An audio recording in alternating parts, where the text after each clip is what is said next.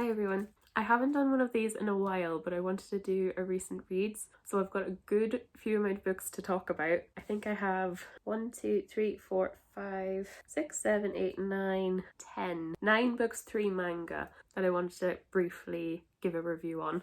I think this is all of September and October. So some of these books I have covered in recent videos. I did a Dark Academia reading vlog, and then I did Vampathon, which was an October readathon. So I read a good few books for that. So I have to say all of these were excellent, bar like one. And I'll also put like timestamps for each book. So if you're interested in just one review, I'll have the timestamps linked below. So yeah, the first one I finished in September was A Conjuring of Light by V. Schwab. This is the third book in the Darker Shade of Magic trilogy. There is a new book that just came out called The Fragile Threads of Power, which is this universe but with a different main character, and I think it's set like, I think it's 7 or 8 years later, so I'm so excited to get to that. But Conjuring of Light was so enjoyable. Like, this is a tome, like this is really large, but I didn't find it a long book to read. So if you don't know, Darker Shade of Magic is about Kel. He is kind of a servant to the royal family in Red London, and Kel is this kind of special magician where he can travel between parallel universes. So he's able to travel between 4 different Londons. So there's grey London, red London, white and black. Grey is kind of our London in real life, and then red is the one he's from. They all have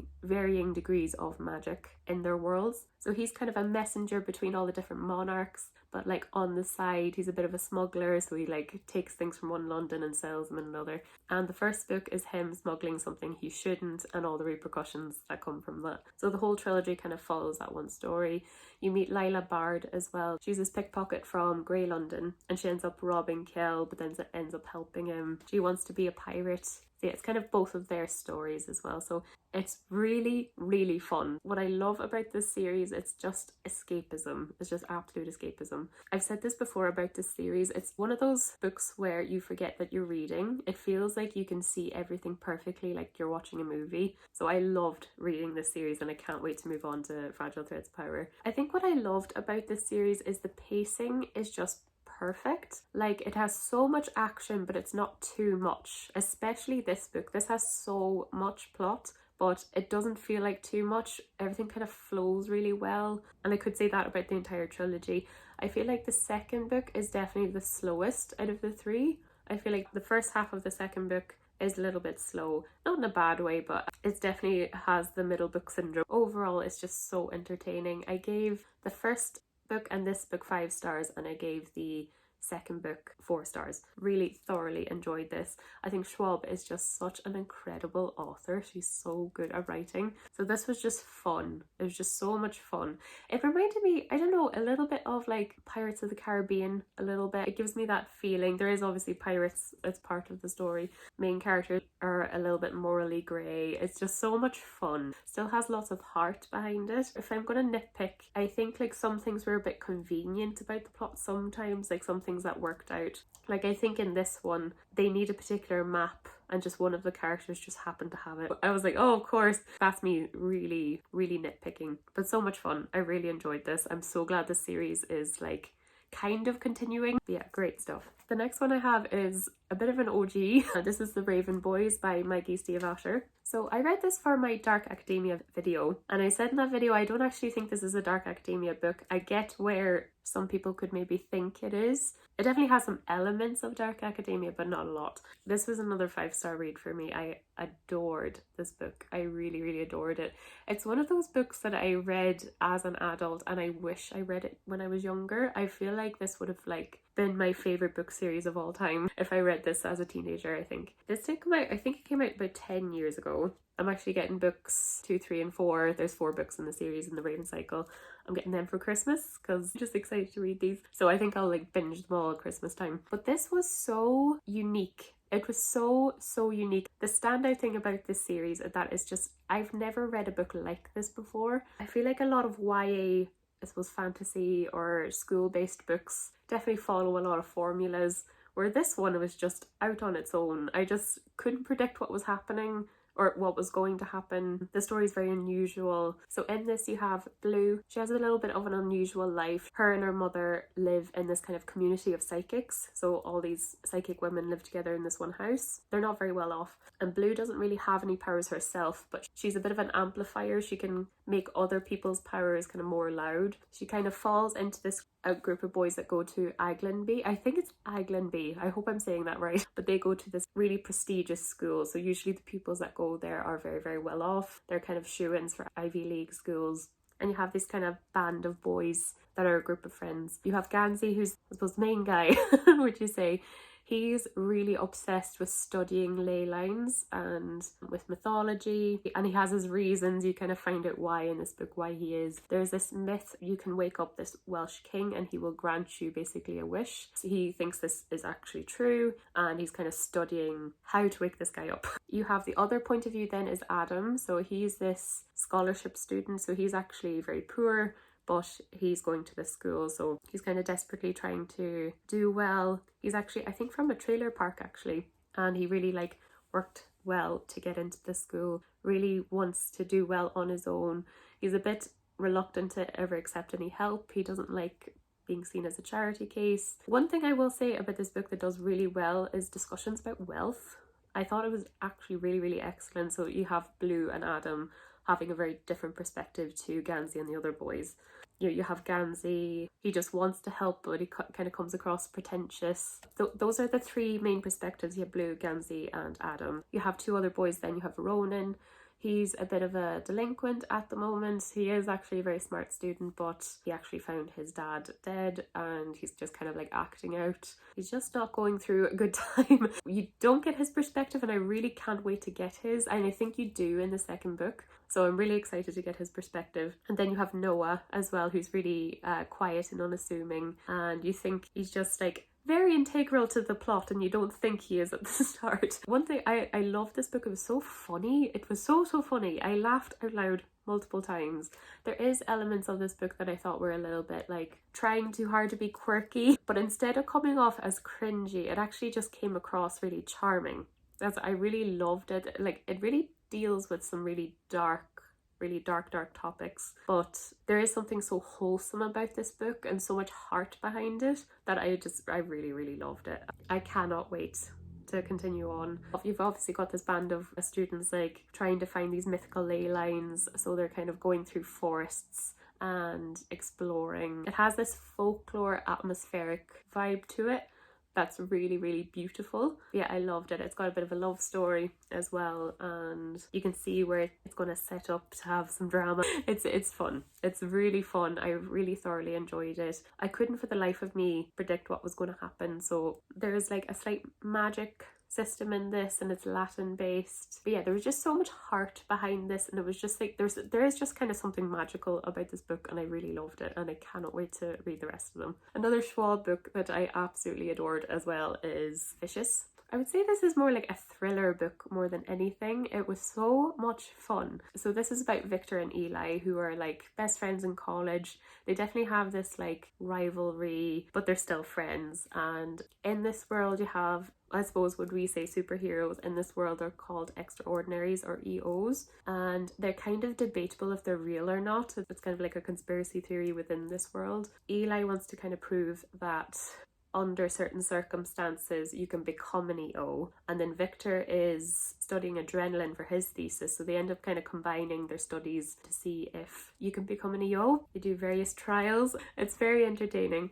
So you have them in university, and then you have the 10 years later when they're mortal enemies and they're out to get each other, and it's just so fun just seeing the plot just slot together. It's kind of a superhero villain story, but kind of flipped on its head. It's like a totally new take on it, and I really like this dark tone. It has a really dark tone to it, nearly like, and I said in my Dark Academia video, I'd say it would be similar to like the Batman movies. You know, it's not bright, shiny superheroes like maybe Marvel movies.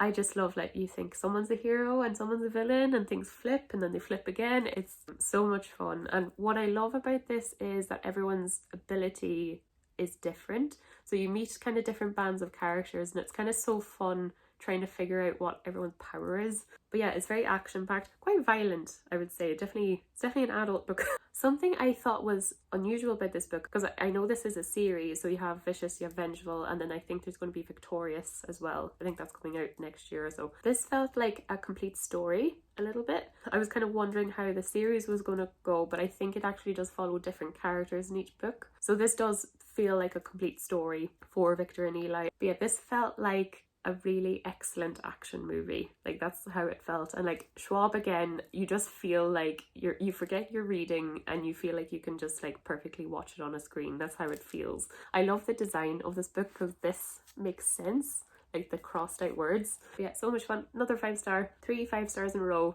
I had a good start to September. The next one I read was Truly Devious by Maureen Johnson, and this was fun too. So this is a YA thriller. So in this you have Stevie, she's the main character. She's really obsessed with true crime, solving cases. She ends up getting invited to attend the academy, and this school is, I think, just the last 2 years of high school, so I think it's junior senior year. But this school is for students who have a particular aptitude for something, and you can study subjects and do a big school project on the thing that you're good at. For Stevie, she wants to be an FBI agent. For her school project, she really wants to solve the Ellingham mystery that happened, I think it was 80 years previous.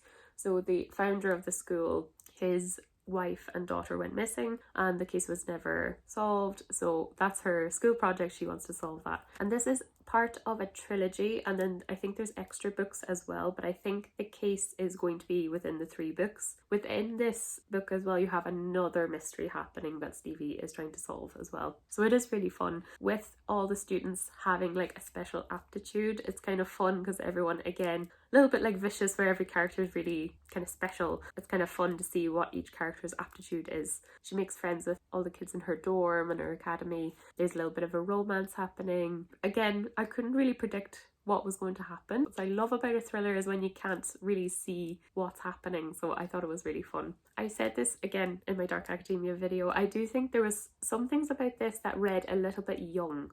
So it is a YA book, obviously it is aimed for young adults, but it read a little bit young on the young adult side. There talks about anxiety in this book, which of course is a great thing to talk about. It felt very basic, if that makes sense. It felt very entry level. So yeah, it does just read slightly younger on the YA side, but that's who the author was targeting to. This was a lot of fun and I can't wait to get to the rest of the books. I gave this 4 stars. Okay, my first mid book is The Atlas 6 by Olivia Blake. I gave this 3 out of 5. I didn't love it, but I didn't hate it. It definitely wasn't the best thing I read, but not the worst thing I read. It definitely was just quite mid. If you're looking for a good Dark Academia book though, this is fun with still having like a fantasy element to it. So you have these 6 candidates for the Alexandrian Society. This is kind of like a secret society that holds all the world's knowledge, and these like 6 candidates are chosen to compete for a place, and there's only 5 spaces available, so 1 will be eliminated. So it is really fun. You have Libby and Nico. They can control elements. They've been academic rivals all through university, so their dynamic was really, really fun to read about. You've Tristan, who's able to like see through magic. You've got Raina, who is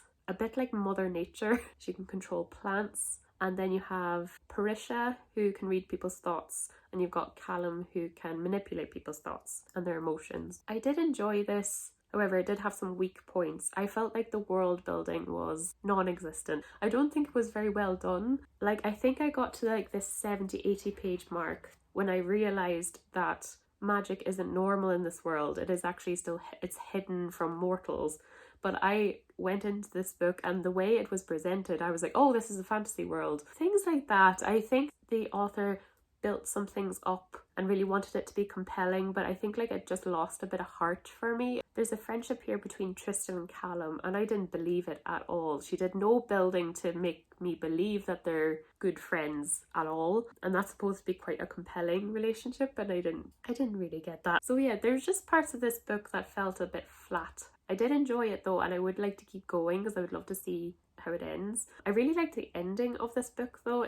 There's fun twists and turns. I'm excited to see where the second book and third book's going to go. I think the third book's coming out in January. Going into this book, I thought it was a competition or trials. It actually wasn't at all. So the 6 of them are actually just at the society for a year and contributing to the society. That being said, I really do think it's only really Libby and Nico that I felt like actually did anything academic in this book, where the rest of them I was like, what are you doing? You're just kind of sitting there. Yeah, so I would love if there was a bit more talk about like what they were contributing to. Because it's a dark academia book, I feel like she added in some just like unnatural long words into this book that didn't fit. So yeah, it was okay. Definitely not the worst, definitely not the best. I just thought it was pretty mid. We're on the up again, so I read this huge tome. This is the Goldfinch by Donna Tartt, the same author who wrote The Secret History. I listened to this on audiobook, and actually I downloaded it and it was 32 hours. Really long. I think, when did I start this? I think I started it in August and I finished it in October. So I did listen to it very gradually. Really liked the actor. I didn't love when he did female voices, I suppose. I think with audiobooks I do prefer if it has a few actors. This was so excellent. I will say this book is just epic. I think that if I'm going to describe it in any way, it's so detailed and intricate. And I know Donna Tartt took a long time to write this book. I think it took her a decade to put this book out. What I love about it, and I know there's that famous quote from The Secret History, it's better to know one book intimately than 100 superficially. I think that's the quote. And I feel like Donna Tartt lived and breathed this book for a decade. I think she knows Theo, the main character, inside and out, and it's very well thought out. But really, this book is kind of a character study on Theo, the main character. So he, as a child, survives this catastrophe where he loses his mother, and it's really this like butterfly effect. He makes this snap decision when he's in the catastrophe, and that decision really affects the rest of his life. It's so compelling. The bad points about this book is that because it's so detailed, it can be really slow, like overly so. Like there will be parts of this where it talks about furniture. One of the jobs that Theo goes into is furniture restoration, and it goes into furniture and it goes into like family histories, and it goes super detailed. And that's why I know Tartt knows this book inside out. For a reading or listening experience, it can just be a bit slow, and then when this book is good, it is the best. It is so good. So I gave it a 4-star overall, because I felt like some parts of this book were 3 and then some parts of this book were 5, so I gave it the 4 average. Theo, because of the death of his mother, kind of has a rough childhood, and he definitely falls into bad habits and meets people that kind of encourages those bad habits. It's a big friendship story. So he meets his friend Boris when he's a teenager, and their relationship is kind of a big plot of this book. And I actually loved Boris as a character. He's really seedy, he's really not a good person, but he was so interesting. There was a twist in this that just like blew me away. One of the plots in this book is art theft, which is very interesting, and Theo definitely dabbles in drug use as well, so there's lots of talks about addiction. So there's a lot of like very heavy topics in this, but I really did enjoy it. I think I really enjoyed adult Theo more than child Theo, now that I think about it. I think I did prefer the second half to the first half. You aren't going to like this if you don't like slow books, that is the only thing. So I did enjoy it. This was, I feel like, just so well done. It's so well done, and I'm really glad I read it. It's kind of a criminal story as well. Like, it's very interesting to read about Theo at the beginning, knowing where he's going to go. You're like, how is this boy going to become a criminal? But it just shows you all the little steps that made him into one, and it was just really well done. It was so well done. I'm really looking forward to watching the movie. I think, is it Ansel Elgort? I think that's his name.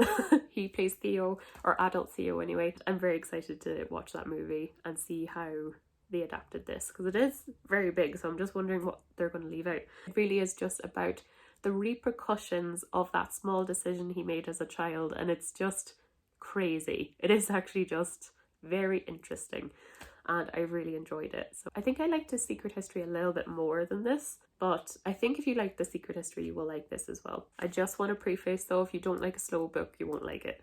What I liked about that tone of the book was when there was action or something dramatic happening, it just felt that much weightier because of the calm and mundaneness of it as well. But yeah, this is just an excellent character study book. But yeah, if you like stories about crime or definitely morally grey characters, butterfly effect stories, I think you'll really like this book. Okay, I'm going to go into the books I read for Vampathon, so I'll link that video here. The first book I read was the first Vampire Diaries book. This is so different to this. This is a trashy little YA book from the 90s. So yeah, actually before this I never watched the show, I never read the book, I wasn't really aware of the story. The only thing I could gather is that there's seems to be a human girl and a bit of a love triangle with some vampires. So yeah, this is the first book, The Awakening. There's actually, I think I have it all here, I think there's 16 books in the series and I don't know if I'm going to continue.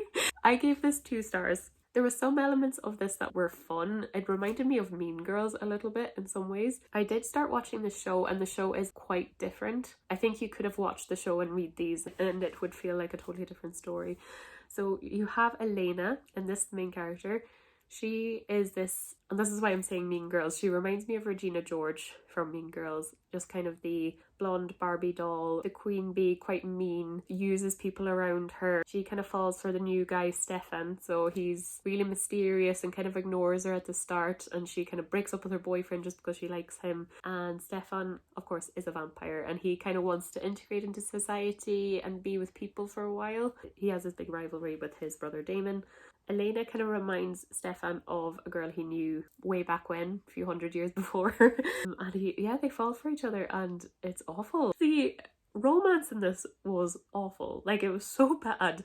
It was the most insta-lovey thing I've ever read. It was like, immediately I love you. But it wasn't good. The romance side of it was not good.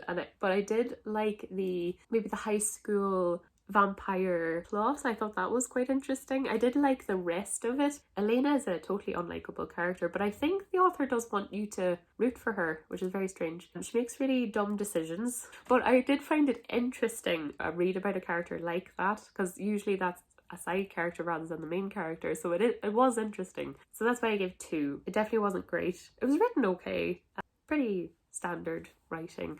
Just some of the emotional aspects of this book made no sense. If this was made into kind of like a campy horror movie, I think it would be very entertaining. Just overly silly. I think the romance just ruined it, really. We'll see how the rest of the books go. But it's funny, I watched the first few episodes of the show and Elena is totally different. She's kind of just a normal high school girl. Stefan and Damon seem very similar to what they're like in the book, but the plot is quite different. So yeah, it was a little bit of fun. I read this in one sitting. It was pretty quick to go through. I don't really know what else to say about it. It was just kind of silly. But yeah, you kind of have to be okay with unlikable characters being the main character to kind of enjoy this book. There's a few changes in the show. She has a brother. In the book, she has just a little, like, 4-year-old sister. It's still the same plot of her parents have passed away and she's living with her very young aunt. And I think in the book, she has 2 friends, Bonnie and Meredith. And Bonnie is definitely being set up to be a witch character. But I think Bonnie and Meredith have kind of been put together in one character in the show. And I think they're done better in the show. Caroline is done better in the show as well. The plot can be very random in places, pretty simplistic. It was okay. It was kind of entertaining to read, to be honest. I would read the next ones to see what happens, but yeah, definitely I wouldn't be running around recommending this. Yeah, the romance in this was just bad.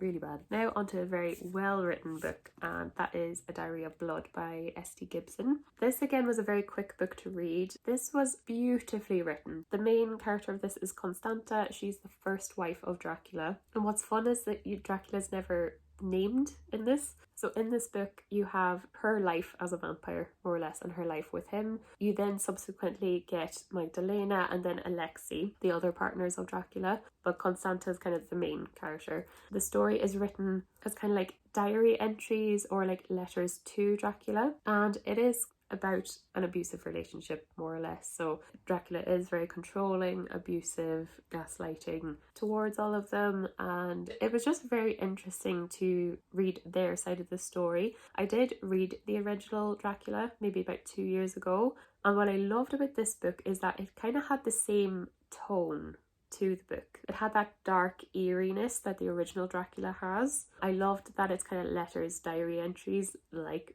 the original Dracula, so you can tell the author really lived and breathed the original kind of books on the story to create her own, keeping the same tone, which I really, really liked. You know, you can tell when the author is an expert when they do something based on something else, and I think Gibson is excellent. There is going to be a sequel to this actually, but this book is self-contained. It is one story, and I think the sequel is going to be different characters, so I'm excited to get that because the writing of this was just beautiful. It was really obviously very dark and lonely and very sensual, just very heavy. What was lovely as well is the author wrote all the trigger warnings on like one of the first pages, so it is mainly about an abusive relationship, so it is not a light book to read. It is quite heavy, but it was really, really, really excellent. This is a short book, and as something I mentioned in my Vampathon video actually when I read this is I think I'm used to reading a bit longer books, and I think when things happen quite quickly I'm like, oh, where's the rest of it?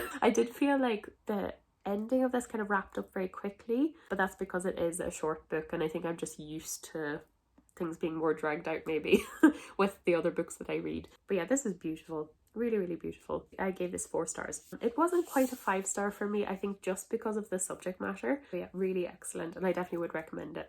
Very different tone now. I read Stardust by Neil Gaiman. This I gave 3 stars. I did really enjoy it. I think unfortunately I watched the movie I think twice or 3 times maybe before, so I didn't know the story, and I actually would argue that I think the movie is better than the book, and I never say that. sometimes it happens. I say Tristan, but it is Tristran. He's in love with this girl called Victoria, and he promises her that he'll catch a falling star for her, and she promises if he does that she'll marry him. So it is kind of an adventure story.